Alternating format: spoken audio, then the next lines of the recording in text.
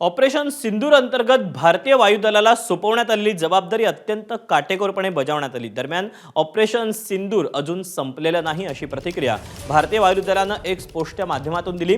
दरम्यान कारवाईबाबत वेळोवेळी माहिती दिली जाईल असं स्पष्ट करतानाच कोणत्याही अफवांवर विश्वास ठेवू नका असं आवाहन देखील भारतीय वायुदलानं केलं।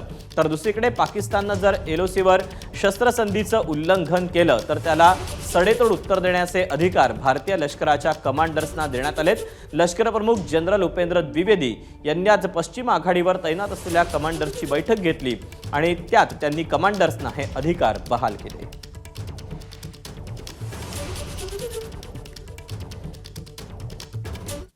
दरम्यान ऑपरेशन सिंदूर अजूनही सुरूच आहे। आपण जाणून घेऊया याबाबतची अधिकची माहिती ग्राफिक्सच्या माध्यमातून।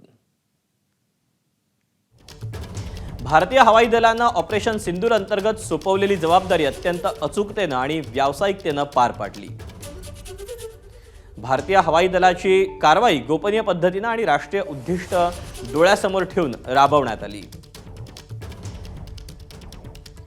कारवाई अद्याप सुरू असल्यामुळे सविस्तर माहिती योग्य वेळी दिली जाईल।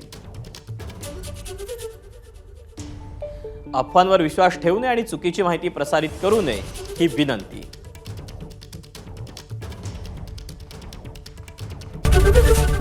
एबीपी माझा, उघडा डोळे बघा नीट।